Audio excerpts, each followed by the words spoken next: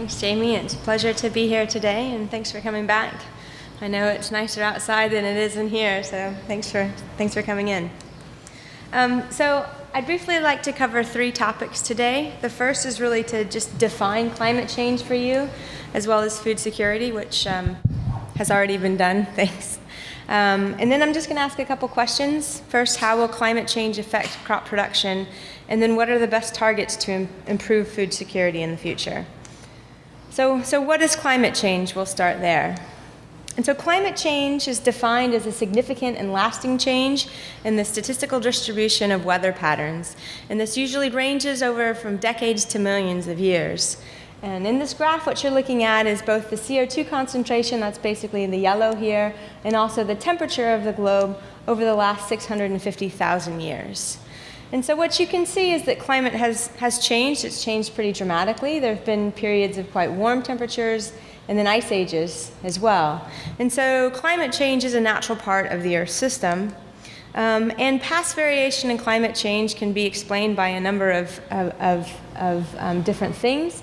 Milankovitch proposed first that ice ages peak every 100,000 years, and that's based both on the eccentricity of the Earth's axis as well as the angle of the Earth, or the obliquity, as well as kind of the wobble of the Earth on its axis. And you certainly can see that 100,000-year pattern of ice ages in the geological record. The solar intensity also changes, and so this causes some variation in climate. And things like volcanoes also can affect climate as well. They can cause aerosols to be in the atmosphere, and that can scatter light and cause cooling periods. But what I'm talking about, and what you read in the newspaper when you hear about climate change, is really anthropogenic climate change. And this refers to human-induced global warming and the associated changes in the atmosphere and climate that are from this. And so in particular, human activities are altering the composition of the atmosphere. So carbon dioxide in the atmosphere is increasing. So is surface ozone concentration, and ozone is an allotrope of oxygen, so it has 3 molecules of oxygen rather than 2. And carbon dioxide and ozone are good examples of asymmetric molecules, and so that means that they absorb infrared radiation. And by doing that, they cause an increase in temperature, and so the surface temperature is also increasing. These changes in temperature, in turn, cause changes in evaporation, which lead to changes in precipitation patterns. So both droughts are increasing in some areas as well as flooding in other areas. And so to put today's climate change in context with the geological past, we can look at the concentration of different greenhouse gases over time. And so this is just thousands of years before present, so this is 650,000 years ago, and this is today. And we're looking at different constituents of the atmosphere. Carbon dioxide is in red here. Nitrous oxide is in green, and then methane is in blue. And so these are the concentrations of these gases. Methane ranged from about 300 to 700 parts per billion over the past 650,000 years. Today we're at about 1750 parts per billion. CO2 is in red here, and this graph was actually produced by the Intergovernmental Panel on Climate Change, and it was produced for the year 2008. And so in 2008, the atmospheric CO2 concentration, here's the scale of the last 650,000 years that goes to 300. We were at 370. Today we're at 396. And in the South Pole, they measured concentrations over 400 parts per million for the first time in history. And similarly, nitrous oxide concentrations today, the green star, are outside of the range of the last 650,000 years. And so this table just provides a little bit more information about what the concentration, the atmospheric concentration of different greenhouse gases, or gases that absorb infrared radiation, were before the Industrial Revolution versus what they are today. And so this is in 1998. This is today's concentration. And so these are, I just looked those up a few days ago. And so what you can see is that we're exceeding what we've seen in the last 650,000 years. And of course, what's important about all of these molecules is that they absorb infrared radiation, meaning they trap heat. And scientists ascribe a number to how much heat these gases absorb, and that's called the global warming potential. And this is basically a relative scale. If you have 1 molecule of CO2, it's given a global warming potential of 1. And then all other greenhouse gases are ranked according to CO2. And so CO2 concentrations have risen from a pre-industrial concentration of 280 to a current concentration pretty close to 400. And this is in parts per million. So if you have 1 million molecules of gas in the atmosphere, 396 of those million are CO2. Okay, and this is it's about 60 or 70% more than it was before the Industrial Revolution. Others like methane have increased even more. And methane is a molecule that has 21 times the global warming potential of carbon dioxide. Methane is present in the atmosphere in parts per billion, though, rather than parts per million. So now you need 1 billion molecules of air, and 1,700 of those are methane. And so all of these gases are contributing then to warming today. And you can think about this in terms of watts per meter squared, or warming per unit area. And this is a chart that shows the radiative forcing of climate between 1750 and today. This is another IPCC, or Intergovernmental Panel on Climate Change chart. And so you can see that the increase in CO2 concentration has caused a warming of about 1.5 watts per meter squared. Okay, and so other greenhouse gases, here's methane, there's the nitrous oxides and the halocarbons, also cause warming, as does surface ozone, which is a pollutant. Some human effects have had a cooling effect on the atmosphere, so the fact that there are aerosols in the atmosphere that scatter light and cause a cooling effect have dampened some of the human-induced warming. And so basically, on average, human activities have warmed the Earth by about 1.5 watts per meter squared on average. And of course, this is measurable. It's measurable just with thermometer readings. And so what this graph now shows you is the temperature anomaly, or the difference in temperature. If you take the average temperature from 1900 to 2000 and look at how any given year's temperature ranks according to that average, this is what's projected here. And so you can see North America has increased in temperature by about 1 degree. Europe is similar, as is Asia. And if you look globally over the land, we've warmed by about 1 degree over 1900 to 2000, and it's a little less over the oceans. What the black line shows you are thermometer readings, and so these are the actual measured temperatures. What the blue and the pink represent is when we couple models of atmospheric models, and we just include the natural forcing, so the changes in the Milankovitch cycles and the solar intensity, etc., you get the blue pattern. When you include the change in greenhouse gases into the atmospheric models, you get the red pattern. And so this is just further evidence that, in fact, the warming is anthropogenic. And so worldwide, again, this just again shows you the temperature anomaly, this time from 1901 to 2000. And so what you can see is that the increase in the last 20 years has been notable. Okay, so what's projected for the future? What's projected for the future is certainly that there's going to be a continued increase in atmospheric CO2 concentration. And so these are different scenarios that are put forth by the Intergovernmental Panel on Climate Change, and they represent different investments in either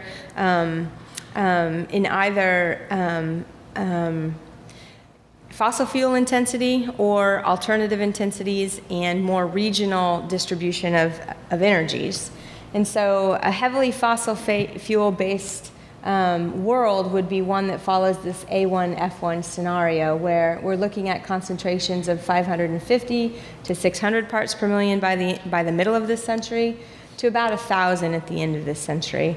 And then these are some other scenarios that represent a bigger investment in alternative energies and less of a globalized marketplace. Where we actually are today is shown in this graph, and this is the observed emissions.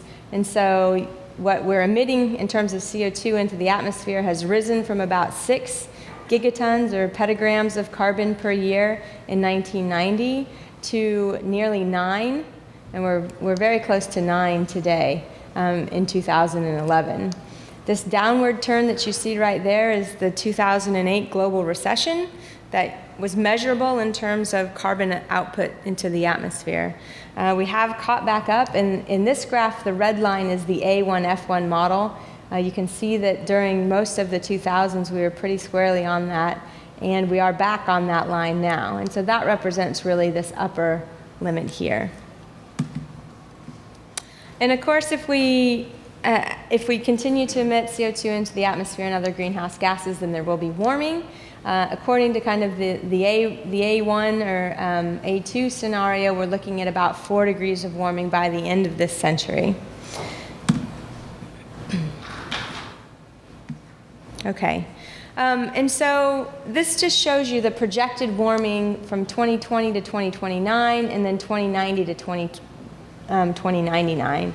And so what this illustrates is the warming is expected to be greater over land than over the water and greater in the northern hemisphere than the southern hemisphere. And that's just a matter of where the land mass is.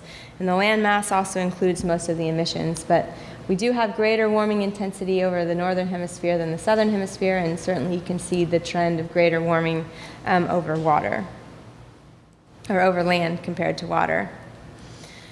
Another critical aspect of climate change that gets ignored when you just look at global trends is how the extremes will be impacted.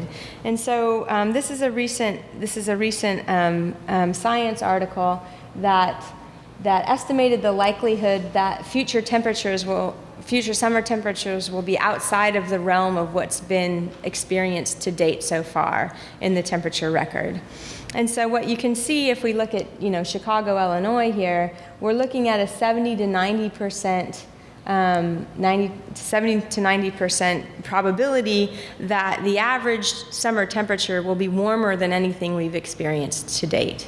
And so we're moving into a realm of where we don't even have analogs today of what the conditions will be like in the future. If we think about how rainfall is changing or is projected to change in the future, I think it's quite useful to look at the distribution of rainfall today. And so this is going from the far northern hemisphere, here's the equator, to the southern hemisphere. And so you can see sort of the temperate regions, like where we live here today in Illinois, we get a moderate amount of rain. Then you get a dip here and more precipitation at the equator with a similar pattern in the southern hemisphere. And so what's basically projected to happen is that the wetter regions will get a little wetter and the drier regions will get a little bit drier. Okay? And on top of this, also the extremes are expected to continue. So some place like Chicago, Illinois may receive the same amount of precipitation, but what will happen is that precipitation events will come in larger amounts, but with more space between them. So longer, drier periods with heavier rainfall patterns is also projected for the future. Okay, so I'm going to move in quickly now to what is food security, and you're going to spend 3 days talking about food security, so I'll just kind of remind you of some of the basics here now. And so food security was defined at the World Food Summit in 1996 as when all people at all times have access to sufficient, safe, nutritious food to maintain a healthy and active life. And there were basically 3 pillars that this was built upon. One is the availability, the second is access, and third is food use. And so availability is just quantities of food available on a consistent basis. Access is having the resources to obtain food for a nutritious diet. And then use is basically knowledge, whether a population can use that food.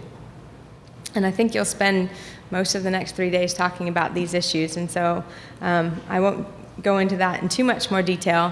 But of course, when you're talking about food security, it's also important to think about food insecurity and where food insecurity is. And you'll probably see this map more than just today. This is the hunger map of 2011. And so the warmer the colors, the more hunger. And so the dark maroon color here represents places where greater than 35% of the population is undernourished. And so these are the areas of greatest food insecurity. And the red color is between 20 and 34%. So of course, the regions of greatest food insecurity are Africa and also Asia and South America to some extent.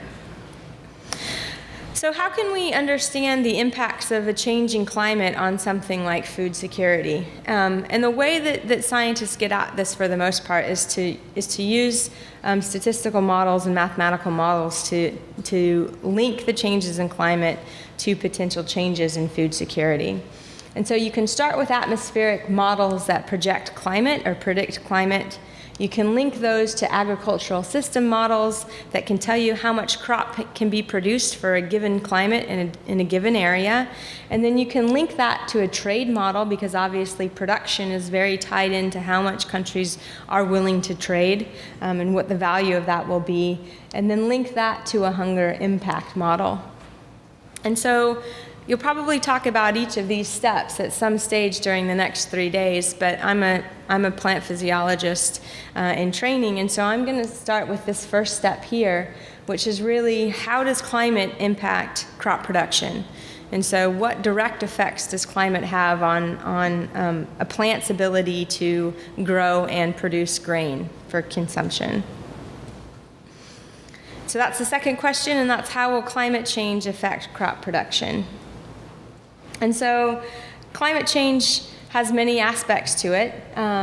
As I mentioned before, some of the ones that directly impact plant performance are the rise in CO2, the rise in temperature, the rise in atmospheric pollutants like ozone, and also water availability has a direct effect on plant performance. And so I'm going to start with CO2 because it's the most important greenhouse gas that humans are emitting into the atmosphere. And it's also the basis, it's the molecule that plants use to make carbohydrates and to grow. And so for many plants, those with so-called C3 photosynthesis, the rise in CO2 actually stimulates photosynthesis and causes them to grow more and grow bigger. And that's just because CO2 is taken up through the small pores in leaves called stomata, and it's fixed in the process of photosynthesis into sugars. And then those sugars are exported out to roots and growing leaves and also to sink tissues like flowers so that plants can produce more. So how do we know that rising CO2 has a beneficial effect on plants? And so what I'd like to just show you right now is a little bit about one of the experiments where I work, and this is a free air concentration enrichment, or a FACE facility. This one that I'm showing in the picture here is in Urbana, Illinois. And so what you're looking at here is kind of a farmstead here. This big tank is a huge liquid CO2 tank, and it's got small gasifiers next to it. And then these plots each show rings where we're manipulating the concentration of CO2 around a canopy, in this case a soybean. So if we zoom into one of these squares here, what you'll see is a ring that's about 65 feet in diameter, and these pipes all have small pores in them that were drilled in with a laser. This is a manifold here that has tubes connecting out to outlets and inlets in each of these pipes.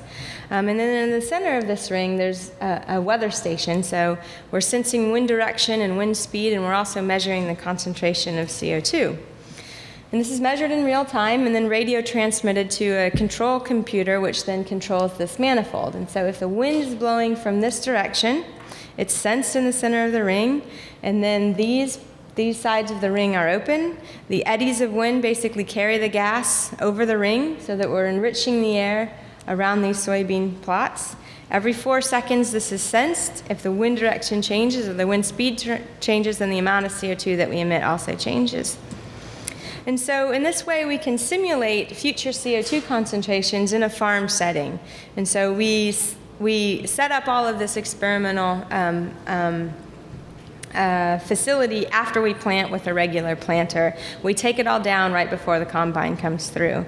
And so we can manipulate CO2. We can also manipulate ozone concentration using basically the same sort of system. We can also manipulate temperature, and we do this with infrared heaters, which are shown here. And we can manipulate soil moisture availability with awnings. And so this is an awning that basically retracts during the night to catch nighttime rainfall and then goes back up during the day so that it doesn't interfere with solar radiation. So we can do CO2 or ozone, drought, and temperature, and we can measure directly how these changes in the atmosphere impact crop production. The phase site that I work at in Urbana is not the only one in the world. There's kind of a global distribution of them. So there's been a number in North America and also a number in Europe. There's an active one in China now, as well as one in Australia working on wheat that's active. And so what you'll notice on this map, if you look carefully, is that there's a big gap in knowledge for all of the tropics, and certainly all of Africa. And so I think this is quite important because what we know about how plants respond, and crops in particular, respond to changes in climate, what we know from large-scale field experiments, we know in the temperate system. And those results aren't always directly applicable in tropical systems. But what we do know is that stimulation of photosynthesis leads to a stimulation in biomass or plant mass production, and that leads to a stimulation in absolute yield. And so if we look at our major food crops, this is maize, which basically shows no response, and that's because it has a different physiology. It has C4 photosynthesis, so essentially photosynthesis is supercharged. It's already saturated at today's CO2 concentrations. And this isn't a biology talk, so I don't want to go into that, but CO2 has no direct effect on corn yields. It does stimulate rice and wheat and soybean and barley yields in the future. And so this is quite a good thing. And you'll see why in a minute. One of the negative impacts of CO2, though, is that because the plants have a higher carbon concentration, there's a dilution effect in their grains. And so what you're looking at here is the change in nutrient concentration in grains of major crops. And so you can see the nitrogen content goes way down, as do many other elements. And so while CO2 will increase the amount of grain, it will decrease the quality of that grain in the future. But I think the real question is, will these future increases in atmospheric CO2 counteract the negative impacts of rising temperatures, more drought stress, and more air pollution? And so what we know, and this is just one example from the literature, is that high CO2 concentrations in this diagram shown in the white circles causes a stimulation in photosynthesis. And so this is just showing you how much more carbon dioxide the plants are taking up. This doesn't always lead to an increase in yield or edible product, and that's because it's not just about photosynthesis. In this case, pollen viability is very negatively affected by temperature. And so seed set is also negatively affected by temperature. So in this example, it doesn't matter that photosynthesis is stimulated because the reproductive processes are quite sensitive. The same is true, that was an example from peanut. Here's an example, just a meta-analysis from wheat. And so this is just showing you the relative change in wheat yield in about 200 studies of wheat that have been done. And in high CO2, there's almost a 20% change in yield. When you increase the temperatures by about 4 degrees Celsius, you get about a 20% decrease in yield. When you put them together, you still get about a 5% decrease, a 5 to 10% decrease in yield. And so CO2 can't always mitigate the negative effects of temperature. And so if we just review this, the sensitivity of reproductive processes to high temperatures may negate much of the benefit of elevated CO2. And current trends indicate that even in temperate climates, warming trends are associated with decreases in crop yields and not increases. And so we'll talk about water next, because obviously water is also critical to crop production. And when plants are grown in high CO2, what they do is slightly close the pores on their leaf, and this is just an image of one of those pores. And so there are thousands of pores on the leaves of plants that allow gases to come in and also water to come out. And this is really driving transpiration into the atmosphere, as well as driving CO2 into the plant for fixation. And so if a stomatal pore is like this in ambient CO2, it closes like this in elevated CO2. And it closes by about 20%, and this is pretty common across all plants. And what's interesting is you can pick this up in thermal images. And so this is just an image of one of the face rings that I showed you before. This is a thermal image. And what you can see is that the temperature inside the plot is higher than the temperature outside the plot. And that's because you can imagine going outside and exercising right now, and if you have all of your, if I don't put any Vaseline on you, you sweat, you cool off from evaporative cooling. If I slather Vaseline over your pores and you can't sweat, you're going to heat up, right? And this is essentially what happens to the crop canopy in elevated CO2. The pores are closed a little more, there's less evaporative cooling, and so the canopy heats up.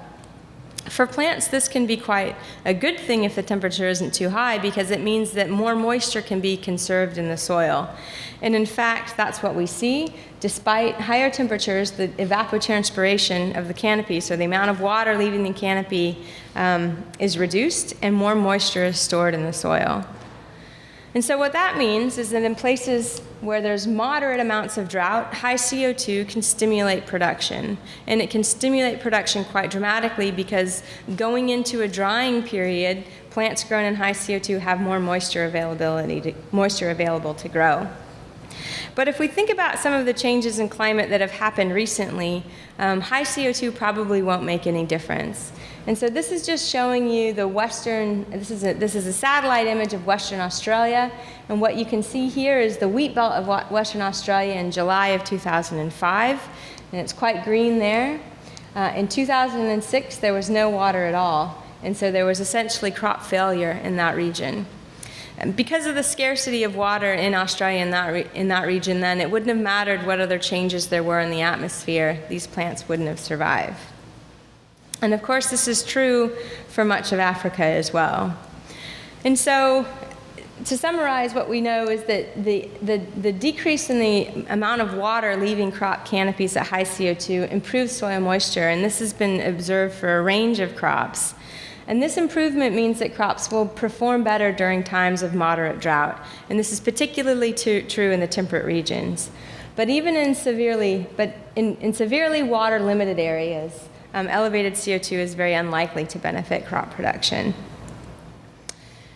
And so I guess part of the motivation for all of this work is that when you put all of this together and you run the statistical models and the mathematical models and ask the question, what will future yields look like? And so this is just a map from a group in the UK looking at a world in the future. This is the 2020s, the 2050s, and the 2080s.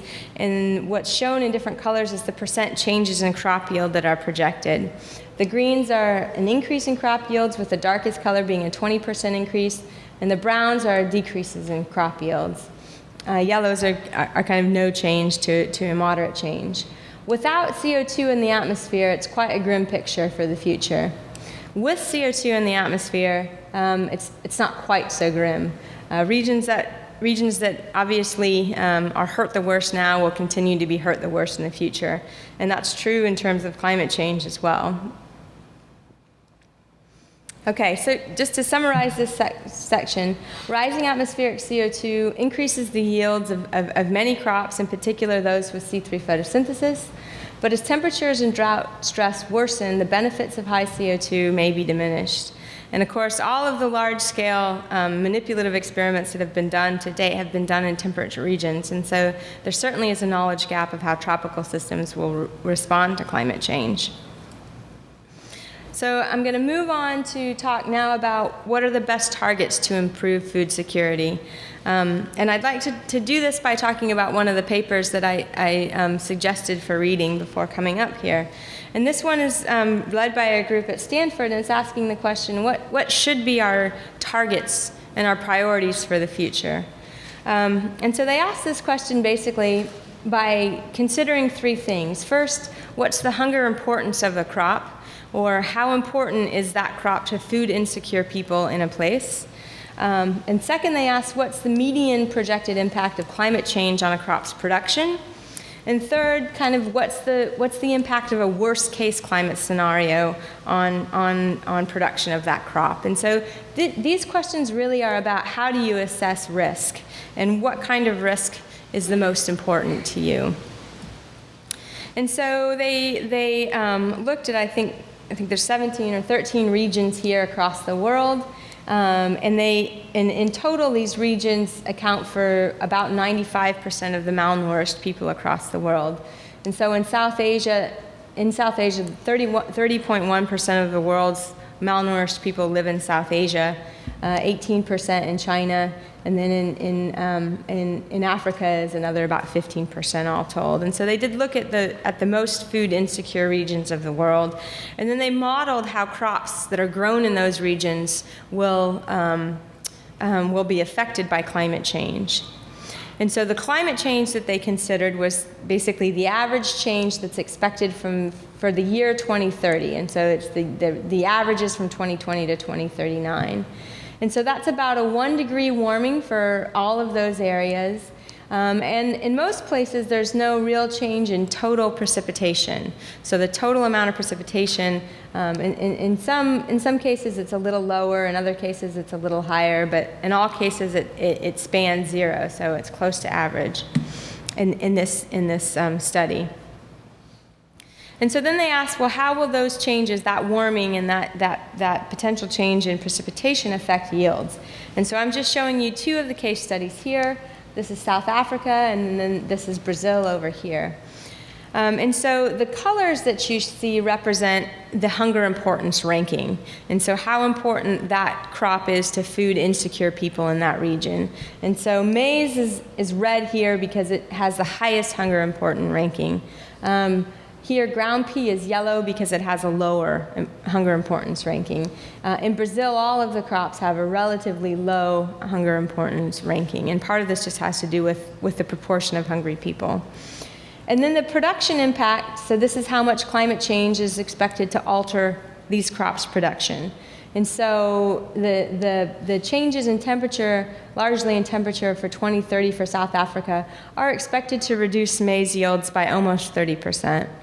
And wheat yields by about 15%. And in Brazil, wheat, rice, maize, and cassava are all expected to go down by about 5% due to climate change. And so they took all of these studies for all of the food insecure regions, and then they made this table here, asking the question of, okay, what should be the focus? What should be the priorities for the future? And they have different criteria. The hunger importance ranking is here from 1 to 30 or 31 to 60. The lower the number, the more important it is to food insecure people. The higher the number, the less important it is. And then they have 3 criteria. This first one, the one that's minus 10% here, means that at least 5% of the models predict greater than 10% yield loss for the future. And they list the areas and the crops there. And so that's quite important because that means it may not be very many of the models, and they tested about 100 models. And so at least 5 of them show a greater than 10% yield loss for this criteria. A second criteria is that half the models predict greater than 5% yield loss. So this is a different risk. Okay, so it may be higher probability that there will be some yield loss, but the yield loss may not be as great. And so these are the crops there were rapeseed in South Asia and maize in South Africa. And then the third criteria, where basically you have total agreement in the model runs that crop yields will be diminished in the future with the changes in climate, but the amount of that loss isn't specified. So it may only be 2%, it may be 5%, it may be 25%, but most of the models agree that there's going to be a detrimental effect on crop production. And so in different areas, obviously, there are going to be different targets, and people are going to have different assessments of risk in different places. But there are some crops, like maize in South Africa, that always come up. Whatever your criteria are, they always come up. And so perhaps these are the most likely targets for improving food security in food insecure regions. But arguably, as the population increases, and this is just just one projection of world population increases. It's important to maximize production everywhere. And that's also because the amount of land per capita is going down. And this probably will continue to trend down as the population increases, but also as things like sustainability enter into the conversation. And so arguably then it's important to increase crop yields everywhere, not just in the most food insecure regions. And so what are the considerations then for breeding for a future world? And I think one of the most important ones is that the increase in CO2 is uniform and it's global, and unfortunately it's committed.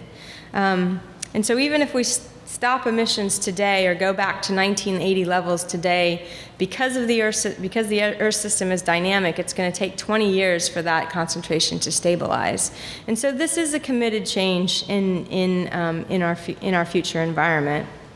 And so any attempts to engineer crops to perform better in the future should be thought of with this uniform concentration or this uniform increase in atmospheric CO2 concentration.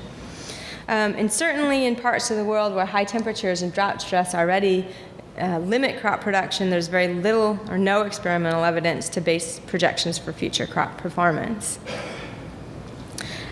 And so that's quite a dreary picture that I've painted. And so I'd like to now talk about some things that maybe counteract that a bit. And the first is just some data from our own work, and this is that genetic variation in response to many climate change factors exists in crop species. And so this is good news. So this is just a look at a number of different soybean varieties, and this is their percent yield loss due to double the ozone exposure that we have today. And so Dwight is quite sensitive. It loses about 14% of its yield on average. This line, this LN97 line, is more tolerant. It only loses 6%. And so that's just within soybean, and this is just within soybean that actually grow within this region of the Midwest. Similarly for high CO2, in green here, these plants are grown in ambient CO2. The blue is elevated CO2. This is a variety that basically shows no response to high CO2. This one shows a 25% stimulation. And so the fact that genetic variation exists means that we can understand the genes and the mechanisms that are controlling this variation. And so you can cross the extreme responders by one another, and you can dissect the genetic mechanisms that are causing that response. And so we are beginning to do this. And so we do have some physiological understanding of plant responses to high CO2, and those have identified a number of targets that really are opportunities to maximize production in the future. And so from 2005 to 2050, the global demand for crop calories is projected to increase by 100%, and the demand for crop protein is expected to be 110%. And so our major crops right now are gaining about 1% per year, each year, in terms of their yields. And that's not good enough. It's going to take a quantum leap off of this steady increase, basically, to meet this demand for calories in the future. And so, and genetic variation does exist in crop responses to climate change, and there are biotechnological advances that enable improvement of multiple traits in these crops. And so I rattled through that pretty quickly, and I did that because I'd like to just talk a little bit to this audience about teaching controversial subjects. And so I think this is something that is particularly important if you're teaching climate change or if you're teaching food security. It's important to acknowledge that these are controversial subjects. And so controversy, in particularly with climate change, is not to do with different levels of knowledge and information, but it's really to do with different opinions and values and priorities, and essentially with different material interests. And so at the heart of climate change is there's the debate, is it real? And who do we believe? And that's you know, it might be a question of evidence, it might be a question of ideology, or maybe it's a question of both. And there's essentially two perspectives that are out there in the public and in the media. And the one perspective, and that's the one that I talked about most of today, is the international consensus. And this is really represented best by the Intergovernmental Panel on Climate Change and the information that they put out. And then the second perspective is really the contrarians, and that's the side that takes a much more skeptical view to climate change.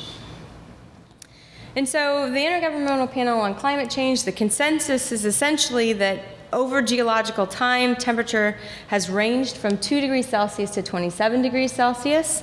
And this is the average over the last 10,000 years has been 14 degrees Celsius. During the course of human history, this has only fluctuated by 1 degree Celsius. And now I showed you that in the last 100 years, we've increased global temperatures by another degree. Okay, and so that's as a result of increasing CO2 in the atmosphere and other greenhouse gases. The global average temperatures may rise by anything from 1 to 11 degrees Celsius by the end of this century. And so it's also been calculated that in order to stabilize the climate, greenhouse gases may need to be cut by as much as 70%. Okay, and so this is the consensus. This is the scientific consensus for climate change. And because of this consensus, Kyoto was formed. The Kyoto Protocol was an attempt to reach an international agreement. And so this is really, this is the scientific evidence, and then the output from that was the Kyoto Agreement. But there were major countries that refused to ratify that, and the United States was one of them. And so that's certainly very confusing, because you have the scientific community and you have the UN and the World Health Organization saying that this is a problem, yet you have governments refusing to believe it. And so that's certainly confusing.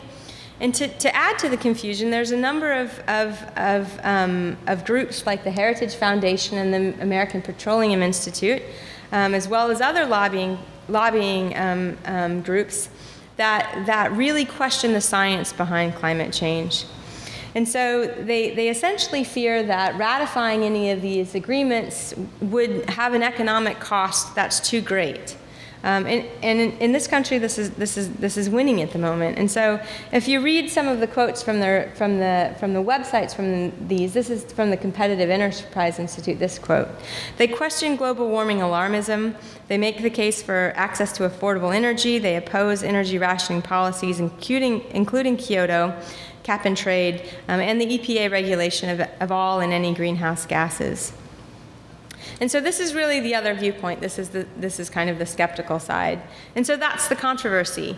And so the question is it about scientific evidence? Is it about two opposing views? And most of us, when we teach, if there's opposing views, we give equal voice to both views, right? And we take kind of an enlightenment view. And you have one side debate and the other side debate, and the best side wins. And perhaps this isn't really appropriate in the case of climate change, because it's not about evidence, it's not about the science, it's certainly about different worldviews. It's about ideological differences. So the consensus view, the one that's reported by the IPCC, comes from the work of innumerable scientists around the world. And this has been questioned recently, most recently really with the questioning of the science that was done at the University in Nottingham. And the skeptics are constantly challenging this view, but really the IPCC represents what we know about the science. And the questions come from whether it's more important to control the amount of greenhouse gases and the rate that we let climate change, or whether it's more important to have basically a free market. Or not a free market, but have freedom to grow economically by whatever means. And so how do you teach about climate change? And so there certainly is a growing agreement that it should be taught, whether it's in a social studies class or whether it's in a science class or in a geography class. There's much less written about how that should be taught. But I think just a couple of ideas, considering the question who to believe. This may appear to be a question about evidence, but I think it's also one about ideology, and I think that's very important for students to understand. And I think having students look at short extracts on climate change from the media, from scientific reports, and from lobbying groups can be enlightening, and asking the questions, why are they different from each other, in what ways are they different, and what does the evidence suggest? Certainly, if you give students the source of each extract and ask them to consider why the source might be influenced in one way or the other, that can be quite informative. And I think that the main ideological interests that can be considered are, first, if you look at media extracts, they need a dramatic story, and so certainly the stories on climate change are dramatic. And then the skeptic's rejection of the problem is usually on a technology front or on free market grounds, as I mentioned. And I think, finally, it is important to note that the consensus is much more powerful, at least scientifically, than the contrarian lobby. And so they're not equal sides of two sides of a coin. They're not equal sides of an argument. And I think mostly when we teach about climate change, we teach cognitive teaching or from a cognitive perspective about learning the facts. And having illustrations of indicators of climate change can be quite powerful when we're doing this teaching. So things like the heavy precipitation events. 8 of the top 10 years for extreme one-day precipitation have occurred since 1990. The intensity of tropical cyclones has increased. Sea levels have risen. This is something that's measurable across the world. And as well as the pH of the ocean, or the acidity of ocean, has also changed. Kind of from a plant perspective, and this is my background, the length of the growing season on average has increased. Plant hardiness zones, you can show a USDA map of the plant hardiness zones. So if you go to your local nursery and you want to buy plants to put in your yard, what you put in your yard today might not be what your grandparents put in that same yard, 40 or 50 years ago. So these zones are moving northward as the temperatures are increasing. And similarly, leaf and bloom dates have gotten earlier.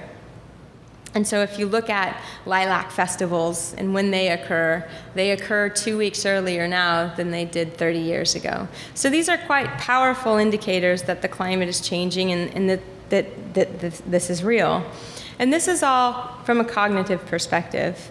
But when you're teaching issues that are controversial, things like climate change and things like food security, it's also important to think about the other perspective. And so the cognitive dimension is certainly learning new facts and concepts about global issues. But it may also be equally important to consider the affective dimensions, or the feelings that the students have as a result of this. And this is just from another study that suggested that there were 5 dimensions of learning about climate change, and that when students, whether they were children or adults, explored climate change in depth from a cognitive perspective, they felt so overwhelmed that they were incapable of action. And so I think that it's important to try to avoid that in our teaching. And so perhaps we need to think about some of these other dimensions in thinking about how we make our lesson plans. And so how do you do this? How do you teach? And what's been suggested, and all of this comes from some work of Hicks and the references in a previous slide. So I would recommend having a look at that. But one idea is to start by asking students what they feel they know about climate change. And this can be done in a small group or in a small classroom. And to follow that by asking them to share their hopes and their fears for climate change. And so the issue is not to diminish their fears, but it's just to listen to them, to give students a voice. And then if you bear those in mind, then what comes later can be done in the context of inquiry, which is quite important. And I think it's also important to consider the time scale. So many of your students may not really be able to think on a time scale of hundreds of years. It may be more important to focus on the 20 to 50 year time scale. And so once you've taught it, what other things can you do? And so certainly I think that there are easy things that students can do to give them sort of an empowerment about these subjects. And in terms of climate change, one thing students can do is they can be taught to use their imagination to consider other people's experiences and to think about and express and explain their views that aren't their own. Certainly to negotiate, decide, and take part responsibly in both school and community activities. And so one of those may be just calculating the carbon footprint of their school.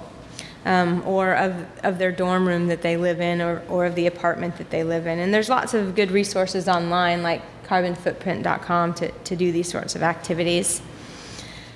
And then there's other reformist actions that also can be quite empowering to students and can battle the sense of despair that they may feel from learning about things like climate change. And certainly food security falls in that realm of controversial issues.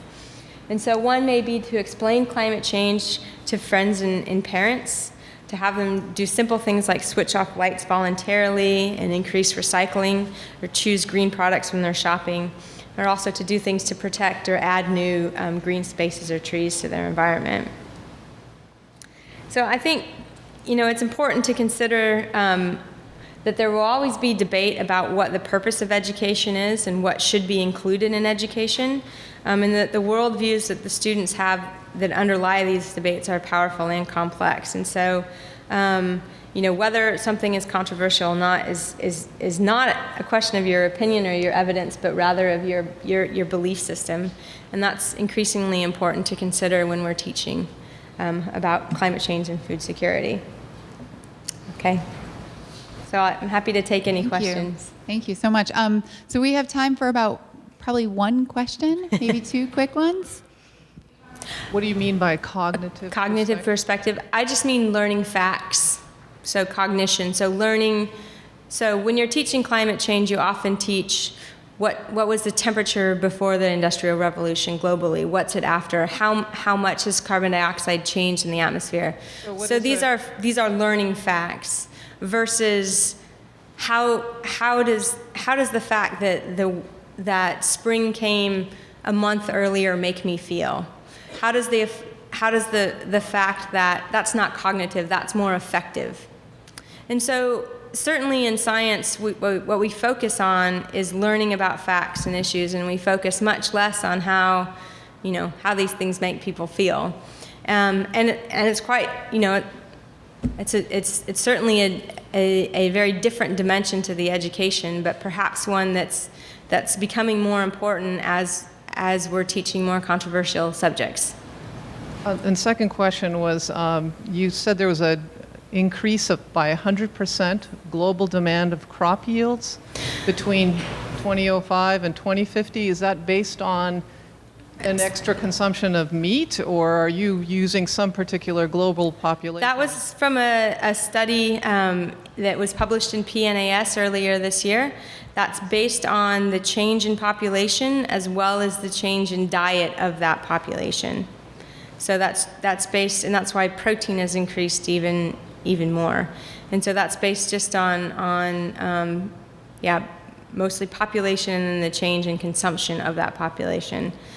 Which one item do you think is the most significant in the correlation in the change of the crops, the weather, et cetera?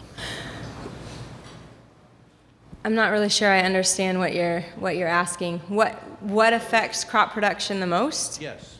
Yeah, I think that's a question that really depends on location.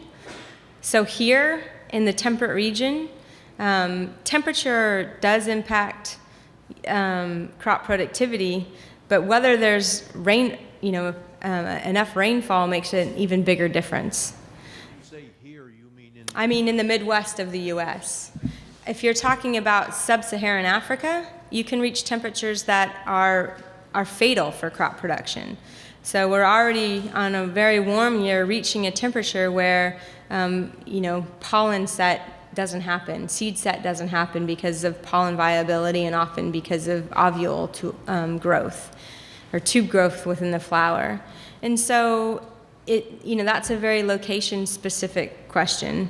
I think in places where there's lots and lots of fertilizer that's been applied for 150 years now, nitrogen doesn't make as much of a difference as it certainly will do in sub-Saharan Africa, where it's basically not applied.